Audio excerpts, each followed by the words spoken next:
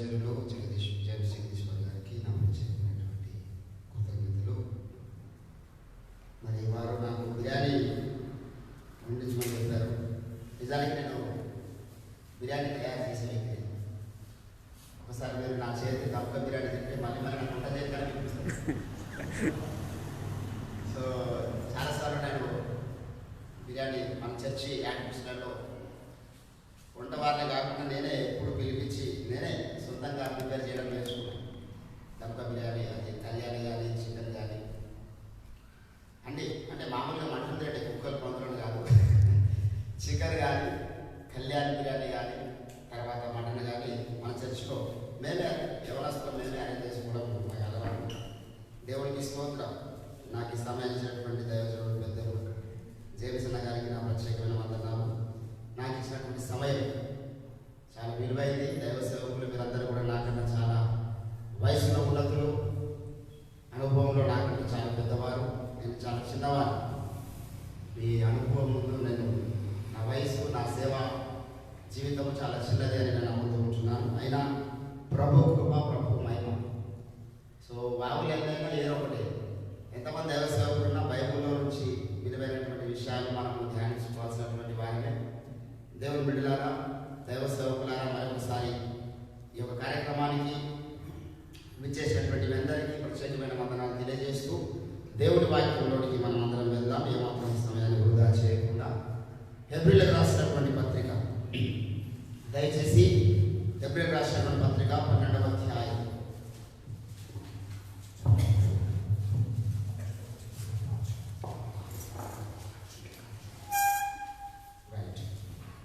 హెబ్రీలకు రాసినటువంటి పత్రిక 12వ అధ్యాయం 29వ వచనం, 28-29 వచనాలు నేను చదువుతున్నాను. దయచేసి అందరూ కూడా శ్రద్ధగా ఆలకించాల్సిందిగా మనం చేసుకుంటున్నాం.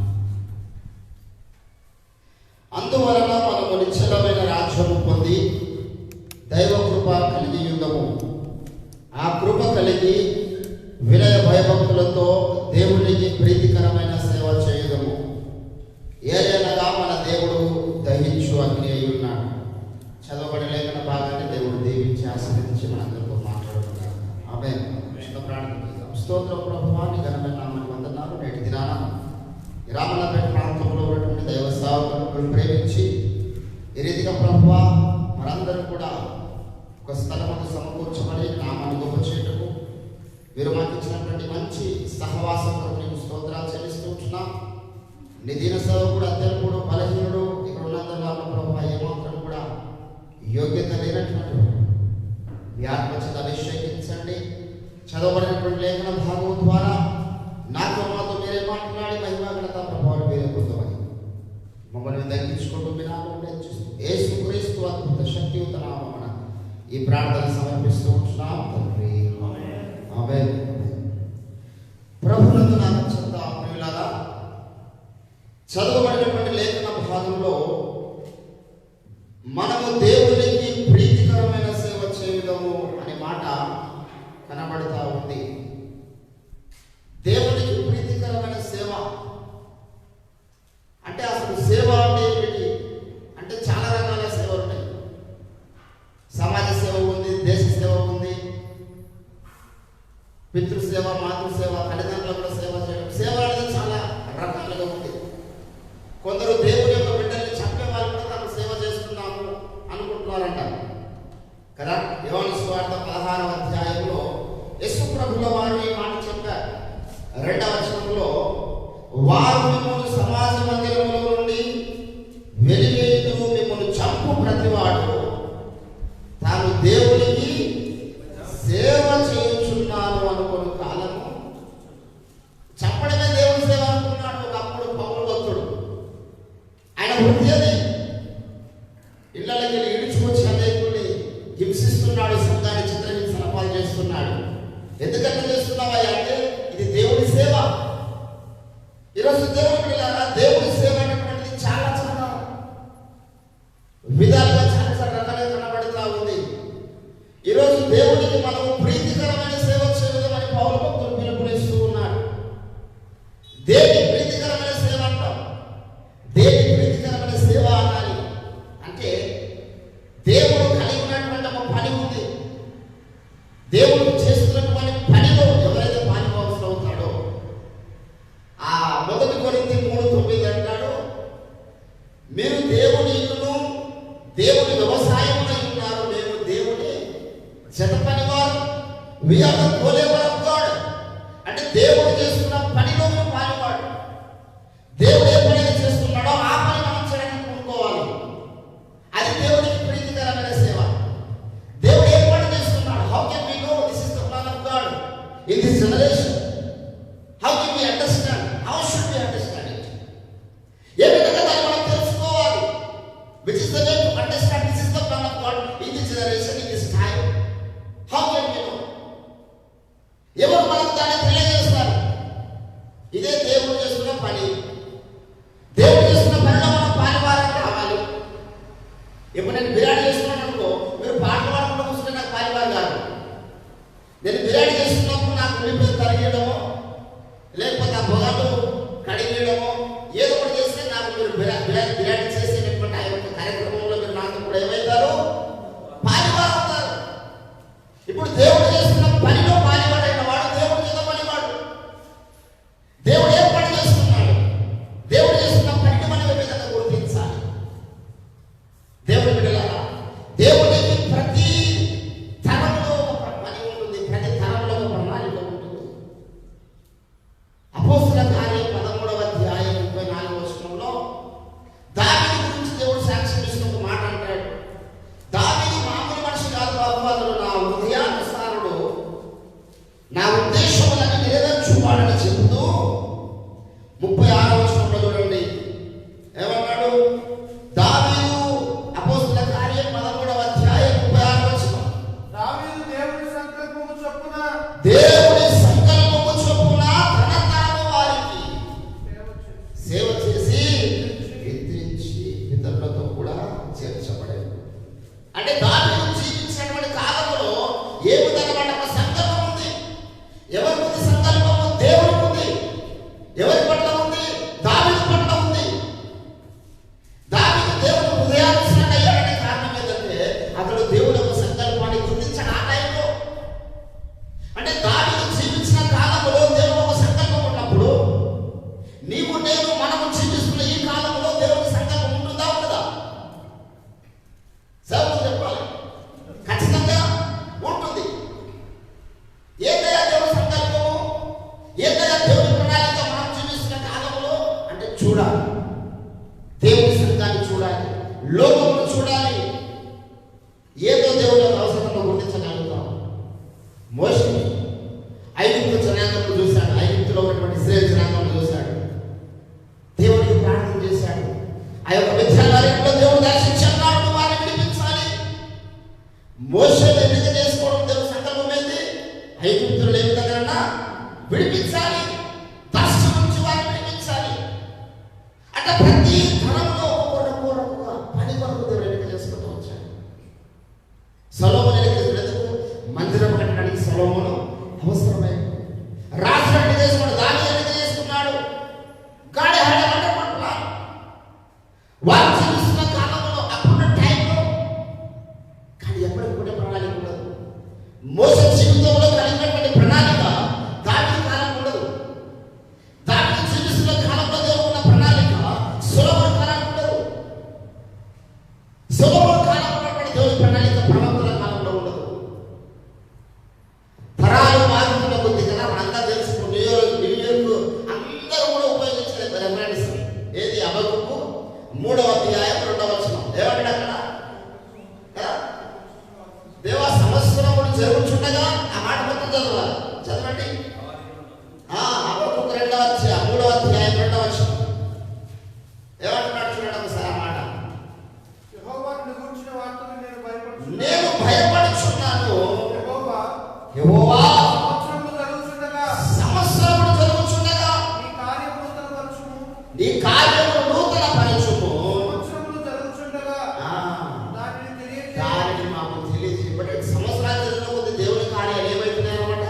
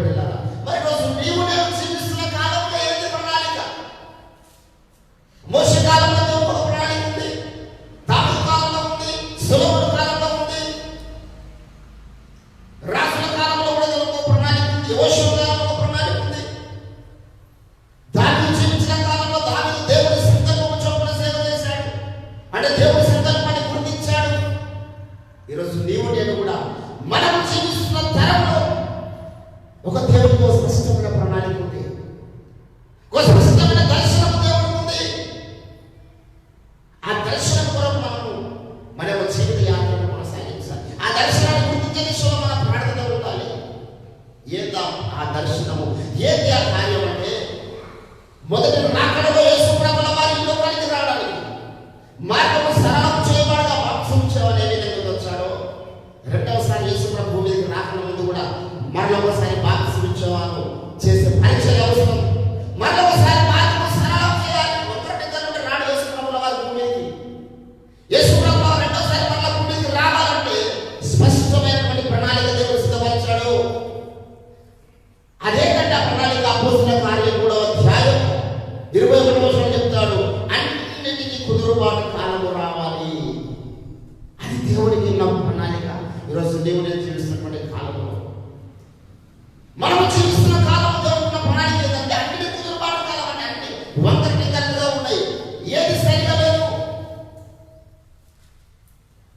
ఒకసారి ఒక సహోదరుడు ఒక కారు కొనుక్కున్నాడు సెకండ్ హ్యాండ్లో. ఈ ఉదాహరణ మీరు అందరూ విన్నారు. సెకండ్ హ్యాండ్లో ఒక కారు కొనుక్కున్నప్పుడు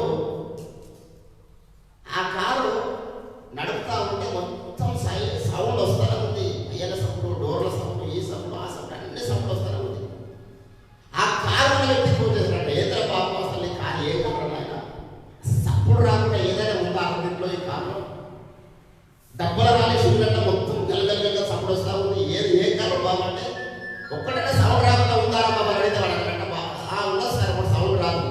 ఏంటంటే హారన్ సపోర్ట్ చేయడం, హారన్ ఏది సపోర్ట్ చేయడం, అది కూడా ఏమైంది కదా. అట్లా ఏమైపోయిందంటే అన్నీ కూడా వంకర అన్నిటి కుదురుబాటు కాలము రావాలి. ఇది యేసు ప్రభుల వారు శరీరధారి అయిన దినాల్లో ఆయన మహారోజులతోనూ కన్నీళ్లతోనూ ఏడుస్తూ ప్రార్థన చేసినటువంటి ప్రార్థన ఇదే. 3.5 సంవత్సరాలు ఏకాంతంగా నీవు కాల్చుపడేసాయి. ఎందుకొరకు ఏడుస్తున్నావా? ఎందుకొరకు ఆ రోజులా అంటే నా ప్రజలందరూ కూడా ఏకం కావాలి. యోహాను సువార్త 17వ అధ్యాయం 21వ వచనం కూడా, తండ్రి నీవు నేను ఏకమైనలాగున వారిని ఏకము చేయము. Unite them. This is the purpose on this time in our generation. మనం ఏకమైపోయాం. ఎందుకొరకు? సంవత్సరానికి ఒకసారి వాడు ఇచ్చే పంటల కొరకు ఏకమైపోయాం. ఎక్కడ భాషలో పెడితే మనిషికి ఐదు ఇస్తున్నారంటే సంఘటన దయ మనం అందరం ఐక్యత ఫెలోషిప్ ఐక్యత. That is not needful purpose. Election టైంలో వాళ్ళు డబ్బుల ఆశపడి సేవకులందరూ ఐక్యత. This is not a good sight of God. దేవుడు బాధపడతాడు. బాబు దాన్ని కూడా కాదన్నా, నేను మిమ్మల్ని ఎన్నిక చేసుకున్నా, I have chosen for you, but what purpose? మీరందరూ ఏక మనస్సు కలిగి జీవించాలి. ఏ విషయంలో ఏకత్వం ఉండాలి? ఎఫెసీయులకు రాసినటువంటి పత్రిక 4వ అధ్యాయం దయచేసి మీరు 11వ వచనంలో చూస్తే పౌలు రాష్ట్ర సంఘానికి మాట్లాడుతూ ఉన్నాడు. 4వ అధ్యాయం 11వ వచనం, మనమందరం విశ్వాస విషయంలోను దేవుని కుమారుని గురించిన జ్ఞాన విషయంలోను ఏకత్వం పొంది, this is the will of God in our generation. మీరు విశ్వాస విషయంలో ఏకత్వం పొందాలి. దాని కొరకు ఎంతగా మనం ప్రార్థన చేస్తూ ఉంటాం. ఈ ఏకత్వం లేదు, ఈ ఐక్యత లేదు. మనిషిగా పక్క కూర్చుంటాం కానీ వాడు మన సిద్ధాంతంలో లేడండి, వాడు మన డినామినేషన్ కాదండి. అందరూ ఒకటే బైబుల్, ఒకటే క్రీస్తు, ఒకటే యేసు రక్తం అందరికీ. మొన్న బైబుల్ వలస కొట్టారు. ఎక్కడది? నకరిక దగ్గర బైబుల్ వలస కొట్టారు. తలగబెట్టి సరే బైబుల్ సోషల్ మీడియాలో వైరల్ అయింది. అప్పుడు కొంతమంది సేవకులు అంటే అసలు వాడు చూడండి మంచమండకు పోయాట. ఒక సేవకుడు మాట రాదు. కరపతి స్వార్థ చేసుకుంటా వస్తే అట్లా ఎవడో వాడికి స్వార్థ చేయండి అంటున్నారు.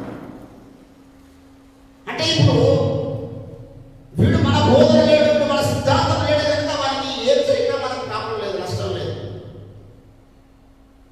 ఎట్లా వస్తాయి కదా?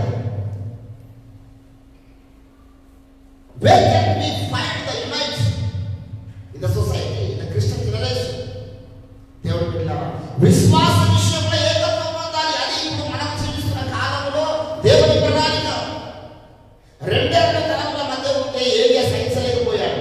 రెండే తలములు, బయలుదేవుడు నిజమైన దేవుడా, యెహోవా దేవుడు నిజమైన దేవుడా అని ఒకే ఒక కాన్సెప్ట్. ఒకటే టాస్క్ ఏలియా ఉంది. సహించలేకపోయాడు. కర్మేల కొండ మీద వెళ్ళి సవాల్ చేయగలిగాడు. ఈరోజు సంఘం 2000 తలముల మధ్య ఉంది. ఇప్పుడు ఇది దేవుడి పని అనేది కాదన్నా. ఒక సంఘం వాళ్ళేమో బాప్తిజం అవసరం లేదంటారు, ఒకళ్ళేమో బాప్తిజం ఇవ్వాలంటారు, ఇచ్చిన సిలికలు ఇవ్వాలంటారు, ఒకడే ముచ్చలు ఇవ్వాలంటారు. సంఘ క్రమం విషయంలో సరైనటువంటి పద్ధతులు లేవు. కొందరు ఎల్లప్పుడూ తెల్లని వస్త్రాలు ధరించాలి బ్రదర్, మనం చేయించిన వారం తెల్లని వస్త్రాలు ధరించాలంటారు. కొందరు నగలు పెట్టండి, నగలు పెడితే ప్రభు పని భాషలు మాట్లాడుకుంటారు, భాషలు మాట్లాడే వారిని దూషిస్తున్నారు, దయ్యాలు బట్టి భాషలు మాట్లాడుతున్నారు అంటారు. ఎన్ని రకాల గందరగోళ పరిస్థితి ఉంది. ఈ కాలంలో ఈ పరిస్థితిలో మనం ఏం చేయాలి అంటే, మనం అందరం కూడా విశ్వాస విషయంలో ఏకత్వం పొందడానికి సావకులుగా నిజంగా జయసాక్షులు పిలుపుని బట్టి వాటి ఉపవాస ప్రార్థనలో ఉండి మన కన్నీరు కాల్చాలి. దేవుని బిడ్డలారా, ఆనాడు ఒక్క ఏరియా సమాధి చేసి దేవుని నాన్న నిలబెట్టాడు. ఈనాడు ఇంతమంది ఉన్నాం. మనం ప్రార్థన చేయాలి, ప్రభువా నీ సంఘాన్ని ఐక్యతలో నడిపించండి. విశ్వాస విషయంలో భౌతిక సంబంధమైన ఐక్యత కాదు, విశ్వాస విషయంలో ఏకత్వం దయచేయండి. బాప్తిజం ఇచ్చే పరిచయం గురించి యేసు ప్రభువుల వారు మెచ్చుకున్నారు. స్త్రీలు కరిన వారందరూ ఏమన్నాడు? మత్తయి సువార్త 11వ అధ్యాయం 11వ వచనంలో, స్త్రీలు కరిన వారందరూ బాప్తిజం ఇచ్చే వారి కంటే గొప్పవాడెవరు పుట్టలేదు కదా. 11వ అధ్యాయం 11వ వచనం మత్తయి సువార్త.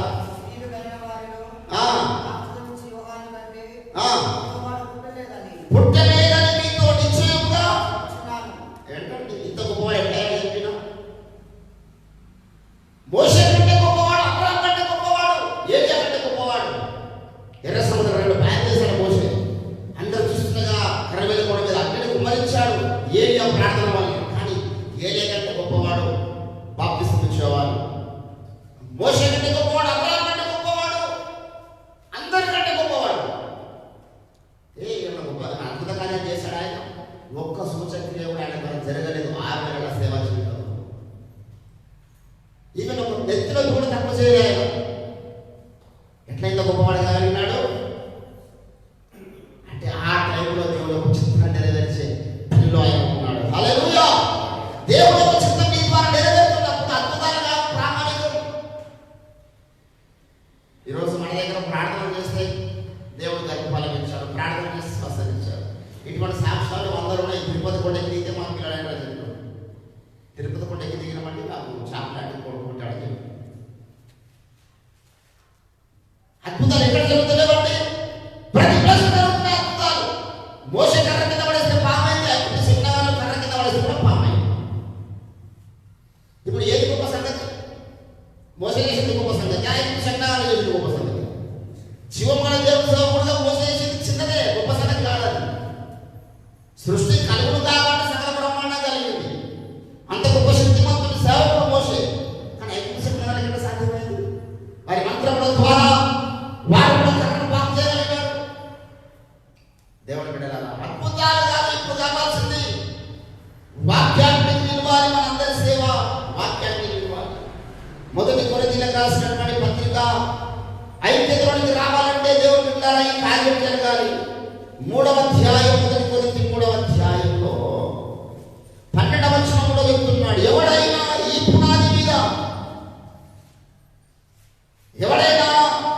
పునాది మీద బంగారము వెండి వెలగల రాళ్ళు గట్టి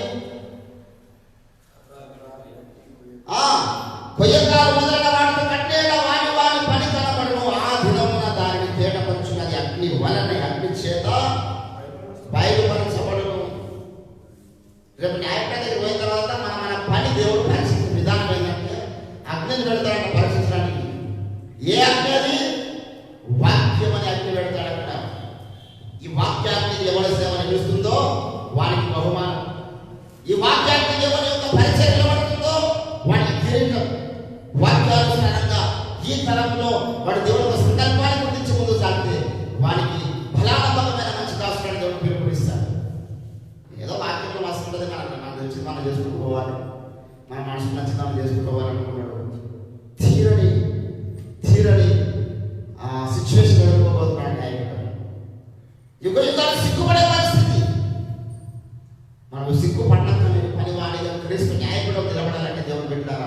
నీవు నేను చేస్తున్న సేవ ప్రీతికరమైన సేవగా కాలం గుర్తించుకోవాలి. దేవుని సంకల్పకరమైన సేవగా కాలం గుర్తించుకోవాలి.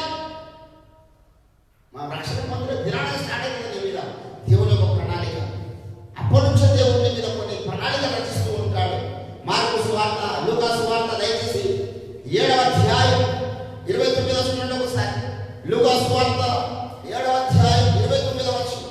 ప్రజలందరూ సుంకరును యోహాను బోధ విని అతడిచ్చిన బాప్తిస్మము పొందిన వారై దేవుడు న్యాయవంతులని ఒప్పుకొనిది కానీ పరిసయ్యులను ధర్మశాస్త్రోపదేశకులను అతని చేత బాప్తిస్మము పొందక తమ విషయమైన దేవుని సంకల్పాన్ని నిరాకరిస్తున్నారు. God had a plan each one of us today. నీ పట్ల నా పట్ల అందరికీ దేవుడు తన ప్రణాళిక తెలియజేయడం చూస్తాడు ఆయన. కాకపోతే నీ యొక్క ప్రార్థన, నీ యొక్క ఆశ ఎంతగా కాలాడుతున్నావు దేవుడు చిత్తాన్ని గ్రహించడానికి, ఎంతగా కన్నులు కాస్తున్నావు దేవుడు యొక్క చిత్తాన్ని తెలుసుకోవడానికి. దేవుడు బిడ్డలారా ఒక్కొక్క కాలంలో ఒక్కొక్క విధంగా దేవుడు యొక్క ప్రణాళిక కొనసాగుతూ ఆయా కాలంలో ఆయా రీతిగా దేవుడు ప్రవక్తల్ని దర్శిస్తూ సేవకుల్ని దర్శిస్తూ తన యొక్క చిత్తాన్ని బయలుపరుస్తూ వచ్చాడు. ఈ కడవరి కాలంలో కూడా దేవుడు తన సంకల్పాన్ని బయలుపరిచాడు. ఈ కడవరి కాలంలో దేవుడు తన చిత్తాన్ని తెలియజేశాడు. యేసు ప్రభు రాకడ ముందు మళ్ళీ ఒకసారి మార్గం సరళం చేసినటువంటి పరిచయ దేవుడు భూమి మీద జరిగిస్తూ ఉన్నాడు.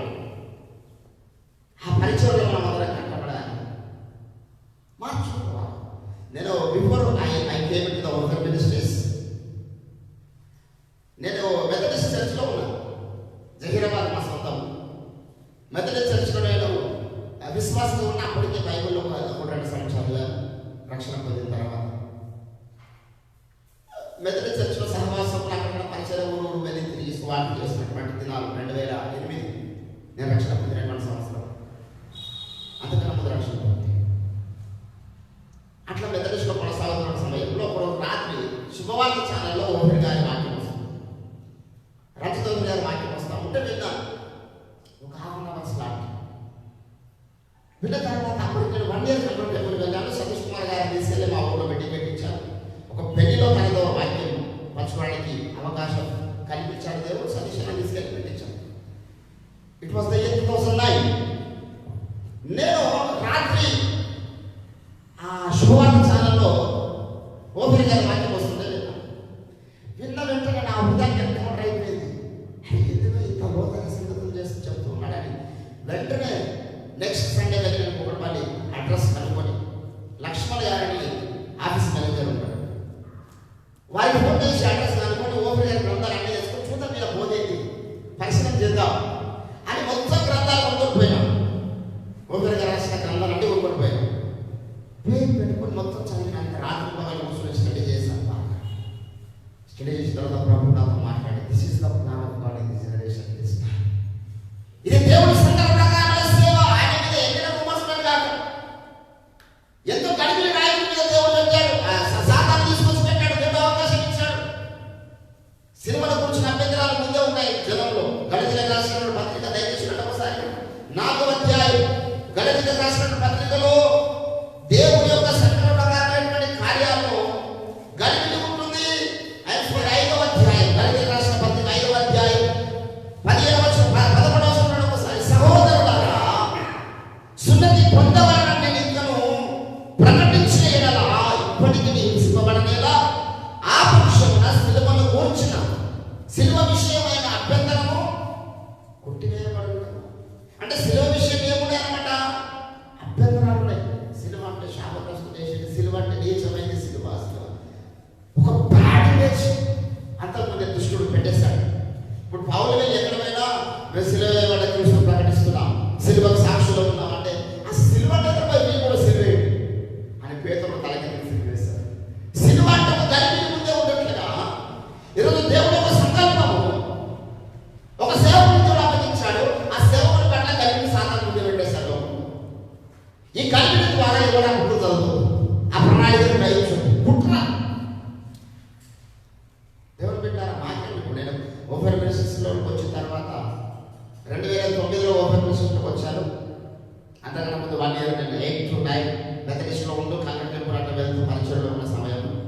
అప్పటి నుంచి కూడా నాకు వచ్చిన ఒక నెల కూడా ఒకటి కలిసింది. నాకే నెలకు నాకు 5,000 10,000 కనుకలు వస్తే నెలకి 2,000 రూపాయలు అయ్యారు ఇస్తాను. అపోస్తుల పరిచర్య క్రమంలో అయినా నా సేవ నిలబడ్డది, నా యొక్క జీవితం నిలబడ్డది, నన్ను దేవుడు పోషించాడు. కొంతమందికి అడిగాను, బ్రదర్ మీ సిద్ధాంతం అంతా బాగానే ఉంది, మీ బోధంతా బాగానే ఉంది, కానీ మేము ఉన్న సంవత్సరం మాకు కొంత సహకారం వస్తుంది, మా జీవనంలో కొనసాగుతున్నాం. నువ్వు నిజంగా దేవుడు నాకు విశ్వసించినట్లయితే నీ జాగ్రత్త పుట్టులు దేవుడు పోషించలేడా? పోషించకపోయినా పర్వాలేదు, సజీవంగా దహనం అయిపోతాను నేను. బ్రతికితే ఆయన సేవకుడు బ్రతికించడం, లేకపోతే ఇంకా తిండి లేకుండా అల్లాడిపోయి ఉన్న చచ్చిపోయారు. అంత కమిట్మెంట్ ఉన్నప్పుడు దేవుడిని దర్శిస్తాడు ఆ గదిలో. నేను పెళ్ళి అయినప్పుడు ఒక్కడే సేవ ప్రారంభించాను. చిన్న రూపంలో నా పరిచయం. ఈరోజు దేవుడు పెట్టాడు, ఇంతకుముందు చెప్పినట్టుగా శాఖలు విస్తరించింది. దేవుడు అనేక ప్రాంతాల్లో వాడుకున్నాడు. ఇప్పటికి వచ్చి నాకు మా సంస్థ నుంచి ఒక రూపాయి రాదు. నేనే సంస్థ నాకు వచ్చిన దేవుడు ఇస్తున్నాడు, దేవుడు పోషిస్తున్నాడు. నువ్వు దేవుడి సంకల్పకరమైన సేవలు ఉన్నట్లయితే నీ యొక్క జీవనోపాధి విషయం కానీ నీ యొక్క ప్రతిదీ దేవుడు చూసుకుంటాడు. పనివాడు ఆహారంలో పాత్రుడు కాదా?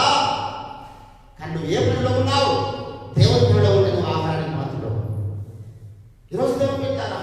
ఈరోజు మన ఇంట్లో కొంతమంది ఉన్నారు. ఇప్పుడు ఇంతమంది మనం ఏక మనసు కలిగి ప్రార్థన చేయగలుగుతామా? యేసుప్రభు అన్నాడు, ఇద్దరు ముగ్గురు సాగన్నాడు. మత్తయి సువార్త 18వ అధ్యాయం 19వ వచనాల్లో ఎక్కడ ఇద్దరు ముగ్గురు ఏకీభవించి వేడు పొద్దులో నా తండ్రి వాళ్ళకి వారికి అనుగ్రహించమని అన్నాడు. ఇప్పుడు ఇద్దరు ముగ్గురు కాదు, ఇంతకంటే ఎక్కువ మంది ఎంతమంది ఏకీభవిస్తున్నాం ఒక పని? మనది కాదు, వాడు చెప్పింది మనది కాదు, మనది కాదు, మనం 20 మంది 50 మంది 100 మంది ఉంటున్నాం, కానీ ఒక్క మనసు లేదు, ఏక ఆత్మ లేదు, ఏక మనసు లేదు. ఏ విధంగా పరిశుద్ధాత్మ కుమ్మరింపు జరుగుతుంది అక్కడ? ఏ విధంగా పరిశుద్ధాత్మ దిగి వస్తాడు ఆ స్థలానికి? ఏక మనసుతో ప్రార్థన చేసినప్పుడు పరిశుద్ధాత్మ వచ్చాడు. అపోస్తుల కార్యము 1వ అధ్యాయంలో అద్భుతమైనటువంటి మాట. 1వ అధ్యాయము దయచేసి 14వ వచనం. వీరందరూ వీరితో కూడా కొందరు స్త్రీలను యేసు తల్లి అయిన మరియు ఆయన సహోదరు ఏక మనసుతో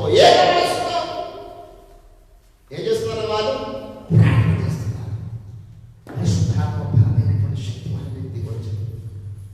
ఏక మనసు పౌలు కోరుకుంటాడు ప్రతి సంఘానికి ప్రతిభలాడేటువంటి ఈ పని కొరకు. ఫిలిప్పీలకు రాసినటువంటి పత్రిక దయచేసి 1వ అధ్యాయం 27 వచనాలు చూడండి ఒకసారి. నేను వచ్చి మిమ్మల్ని చూచినను రాకపోయినను మీరు ఏ విషయంలో ఎదురించు వారికి బెదరక అందరూ ఒక్క భావముతో సువార్త విశ్వాస పక్షమున పోరాడుచు ఏక మనస్సు గలవారై నిలుచున్నారని నేను మిమ్మల్ని గురించి వినులాగా మీరు సువార్తను క్రీస్తు సువార్తను విన్నట్టుగా ఏక మనసు కలిగి ఉన్నాడయ్యా ఫిలిప్పీయులారా. కొరింథీయులకు అదే మాట. కొరింథీయులకు రాసినటువంటి పత్రిక 1వ అధ్యాయం 11వ వచనంలో నా సహోదరులారా, 10వ వచనం, నా సహోదరులారా మీరందరూ ఏక భావముతో మాట్లాడవాలని మీలో అక్షరం లేక ఏక మనస్సు,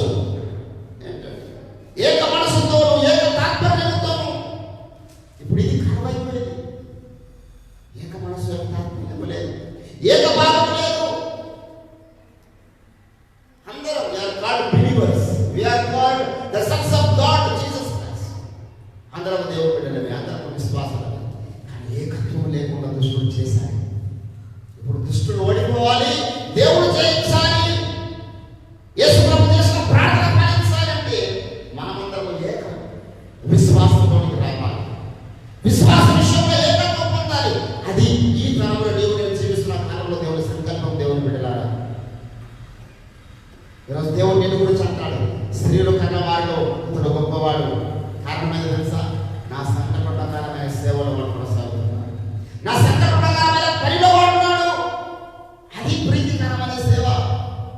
ఈరోజు అందరం సేవ చేస్తున్నాం. అక్కడ చదివినటువంటి లేఖన భాగంలో మూలవాక్యం హెబ్రీయులకు రాసిన పత్రిక 11వ అధ్యాయం ఏమన్నాడు అక్కడ? మన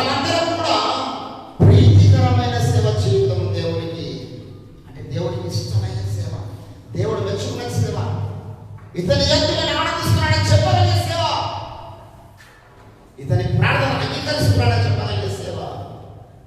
ఈరోజు దేవుని పెట్టారా మనకు ఆ పనిలో ఉంటాం.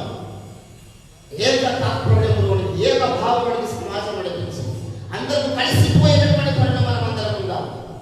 దావీదు దేవుని సంకల్పం చొప్పున సేవ చేశాడని రాయబడింది బైబిల్లో. ఆయన ఇచ్చినప్పుడు పిలుపు ఏదో తెలుసా? తన జీవించిన కాలంలో సమాజానికి తన ఇచ్చిన పిలుపు. దయచేసి 34వ కీర్తన. ఆయన దేవుని సంకల్ప ప్రకారమైనటువంటి సేవలో ఉన్నాడంటే ఆయన చేసిన ప్రార్థన, ఆయన ఇచ్చినటువంటి కోపం, సమాజానికి ఆయన ఇచ్చినటువంటి పిలుపు ఏదో తెలుసా? 34వ కీర్తనలో చూడండి 3వ వచనము, నాతో కూడి యెహోవాను ఘనపరచుడి. ఏమంటున్నాడు? నాతో కూడి యెహోవాను ఘనపరచుడి. మనమందరము ఏకముగా కూడి ఆయన నామాన్ని గొప్ప చేద్దాము. హల్లెలూయా! దేవుని నామాన్ని గొప్ప చేయాలి. మనం గొప్ప అవడం ఎందుకండి? ఒక భక్తులు ఒక పాట అద్భుతమైన శైలిలో రాస్తారు. ఐక్యతాయే నా విలాస, నాదు చేతును తొలగించు, బూడిద చేయుము నాలో విమర్శను. ఓ ప్రభువావు జీవము నిమ్ము, ఓ ప్రభువావు జీవము నిమ్ము, విరిగిన మనసుతో వేదను. ఎంత అద్భుతమైన ఐక్యతాయే నా అభిలాష. That is my intention. Lord, ఈ కార్యం జరిగించాలి. సావుకుల మధ్య కార్యం జరిగించి డినామినేషన్లో కూడా ఉంది. ఇప్పుడు మనకు కావాల్సింది బోధన వచ్చినటువంటి అభిలాష, మన విశ్వాసాన్ని సరిచేసిన అభిలాష కావాలి. రక్షణ పొందడం చాలా సులువు దేవుడు విన్నారా, కానీ సత్యంలో ప్రవేశించబడడం చాలా కష్టం. రక్షణ పొందిన తర్వాత కూడా చాలా మంది సరైనటువంటి బోధన లేకపోతే వారి రక్షణ కొనసాగించుకోలేడు. వారి రక్షణకు ప్రమాదం సరైనటువంటి బోధన లేదు. ఒక వ్యక్తి యేసుక్రీస్తును నమ్మడం ఎంత అవసరమో, ఎంత విలువైన కార్యమో, అంతే స్థాయిలో విలువైన కార్యం మనం నమ్ముతున్న బోధ, మన సిద్ధాంతం చాలా విలువైంది. ఏదో ఒక సిద్ధాంతం తీయండి, ఇష్టం అనుకుంటుంది, పర్లోకమైన బోధ నరకమైన పడమనుకోండి. మనం నమ్ముతున్న బోధ సరైన లేకపోయినా దేవుడు గద్దిస్తాడు. నమ్ముతున్న సిద్ధాంతం సరైన లేకపోయినా మనం మన సాతానే కూర్చోడికి వెళ్ళిపోతాం. వాడు చాలా కుయుక్తిపరుడు సాతాను. వాడి గురించి చెప్పాలంటే టైం సరిపోతుంది, సమయం చాలదు. ఎన్ని కుతంత్రాలు పండుతారో మన సేవకుల మీద, ఏ రకమైన కుతంత్రాలు పండుతారో మనం వర్ణించడానికి సమయం చాలదు. దేవుడి బిడ్డలారా, ఈరోజు సాతాను యొక్క సేవలో, సాతాను యొక్క కుయుక్తిలో అనేక మంది సేవకులు వాడిపోయారు. యెజబెల్ ఏం చేసిందంటే 450 మంది బయలు ప్రవక్తలు, 400 మంది యెజబెల్ ఆశా ప్రవక్తలు ఏం చేసింది? డబ్బులిచ్చి పోషించి దేవుడి ప్రజల విరోధంగా ప్రవచనాలు చేయించి డబ్బుల చేత పోషించబడి సేవకులు పనిచేసారు. యెజబెల్ కింద ఈరోజు ధనము సమస్తమైన కీడులకు కూడా, దాన్ని మనం తొలగించుకోవాలి. ధనము కాదు కావాల్సింది, అతి త్వరలో యేసు ప్రభు రాబోతున్నాడు. ఆయన పని ఆయన రాబోతున్న వాళ్ళని సహాయం చేసే వారు ఉన్నారు. ఆయన పని లేరు. నా వంతులు ఏం చేస్తే బాగుంటుంది యేసు ప్రభు రాకుండా. ఇప్పుడు చేసిన బాధ్యత చెప్పండి వచ్చాను. ఇక్కడ కార్యక్రమం కొందరు వర్షాలు, మైక్ సౌండ్, కొందరు చీరలు, కొందరు అందరు సెట్ చేశారు. అందరి దాంట్లో పాలిపోవాల్సింది. యేసు ప్రభు రావడానికి నా ప్రాంతంలో ఏం చేయాలి? ఏం చేస్తే ప్రభుత్వం రాగలని సాగరిస్తామని అడుగుతారు. దేవుడి బిడ్డ, ఈరోజు నీకు ఒక బాప్తిస్మం ఇచ్చేవారు. ఈ ప్రాంతంలో యేసు ప్రభు యొక్క రెండో రాకడ కొరకు నీ వంతుగా నువ్వు మార్గం సరళం చేసేవాడిగా ఉండు. ఆ పని ఏంటంటే నీ కలిగిని తొలగించే పని పెట్టుకో.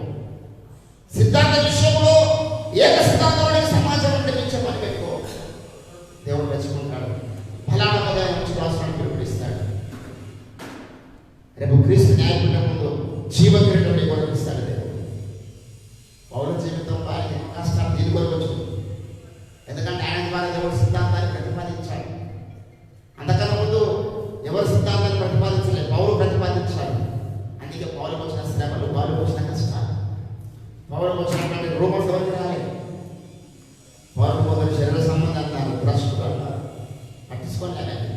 ఆయన చేయి పని గొప్పదనుకున్నాడు, ముందుకు సాగిపోయాడు. ఈరోజు మన ముందు ఒక బలమైనటువంటి పునాదిగా పౌలు యొక్క గ్రంథాన్ని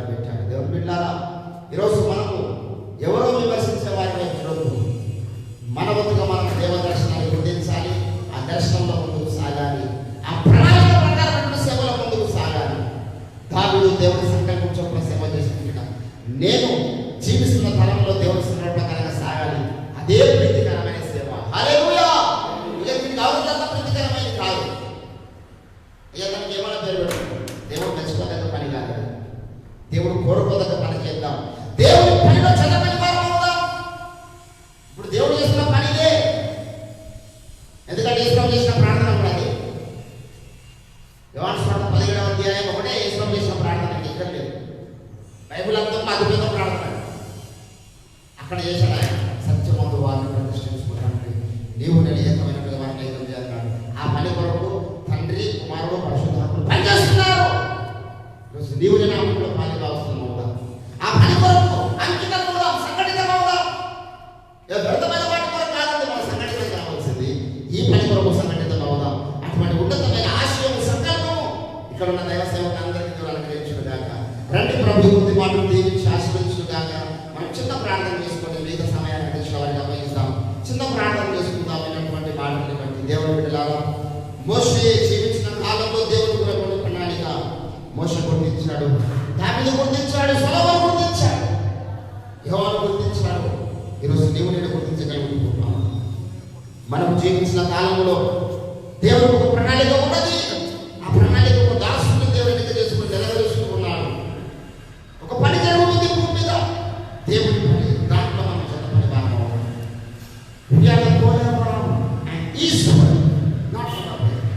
నా ఉద్దేశములు కాదు ప్రభు, నీ చిత్తమైన నెరవేరును గాక మనం ప్రార్థించాలి. Let us take a new decision today, my dear pastor and evangelist.